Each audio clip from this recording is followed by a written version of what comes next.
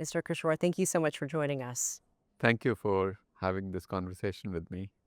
The High Level Political Forum is reviewing several goals that are closely linked to resilience, including water, infrastructure, and sustainable cities. Why is disaster risk reduction key to achieving the Sustainable Development Goals? The four goals that you just mentioned, the one on water, the one on energy, the one on infrastructure, the one on cities, they are absolutely critical for disaster risk reduction. And I would make a case that the linkage is both ways. If we do not achieve disaster risk reduction in cities, in infrastructure, in other words, if we don't build disaster resilient infrastructure, similarly, if we don't build disaster resilient water infrastructure, energy infrastructure, there is no chance that we can meet the sustainable development goals.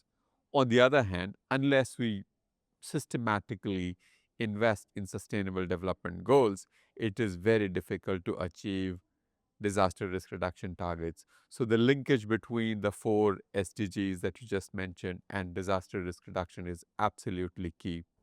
When we see the headlines, we're seeing record heat, we're seeing flooding, wildfires, and storms. Are we entering a new era of disaster risk? See, in terms of the frequency and intensity of hazard events, this year's extreme heat events all across the world, not just in Asia or in Africa, but also in Europe, have been really intense. Here in North America, also have been very intense. But whether these extreme events should lead to high level of losses, we still have time.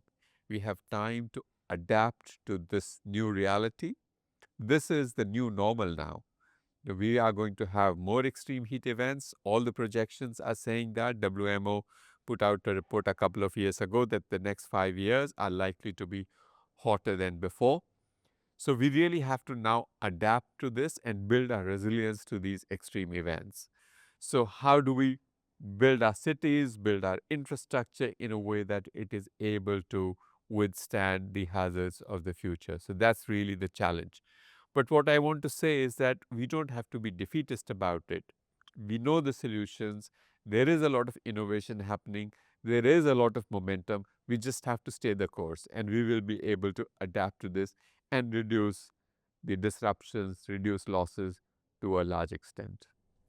You've said that there are no natural disasters and that disasters are inevitable.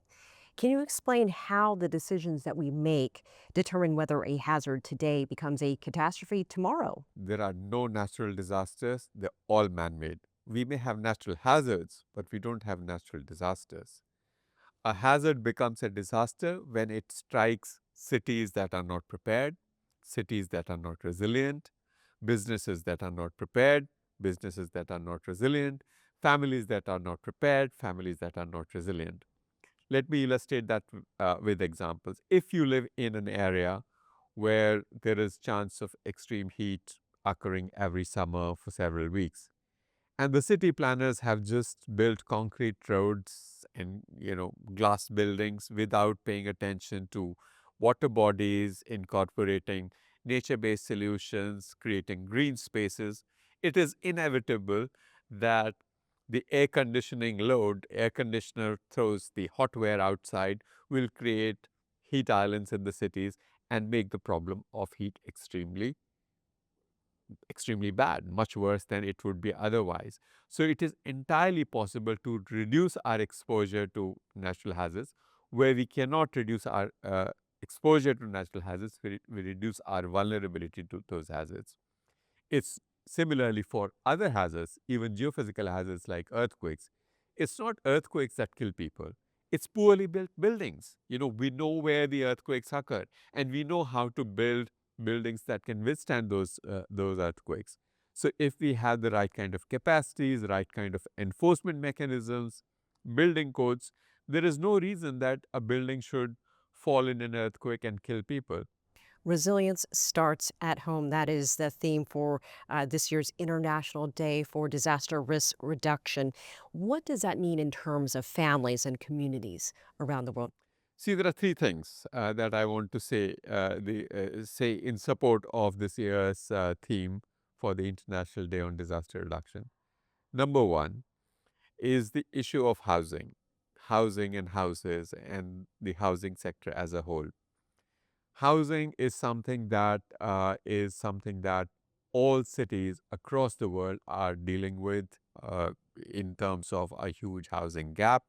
Many more people need adequate housing. So there is a need to build more houses or create more space for housing. Now, it is really important that when we are doing that, we do it in a manner that it is resilient. Otherwise, we'll be creating assets which will fall down in disasters of the future.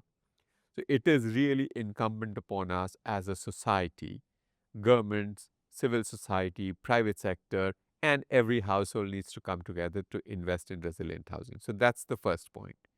The second point is that we really want disaster risk reduction to become a movement which is not led by a few. It needs to be a mass movement. I want every household, every family across the world to be part of this movement, which means investing in your preparedness, investing in your family's preparedness as to how you will deal with disasters when they do occur. Also creating a social demand. When you go to buy a house or an apartment, you should be asking the builder not just about the quality of the fittings in the bathrooms or the quality of tiles on the floor or the functionality of the kitchen, but also does it have adequate reinforcement to withstand an earthquake if it is in an earthquake prone area, if it is in a city which is prone to floods, has the flood zone plan been consulted, or are you right in the middle of a floodplain? I think I want a social demand for resilience. Every citizen, every family should be asking the city managers, the private builders about resilience. And the third thing is that disasters continue to happen, and more than 50% of losses in monetary terms are in the housing sector. How are we going to rebuild these houses in a way that they can withstand future disasters? How do we build back better? So I think if we do these three things, build back better, invest in resilient housing, create a social demand, take everyone along, then we would really be building the foundations of a resilient society. Mr. Kamal Kishore, thank you for joining us. You're welcome.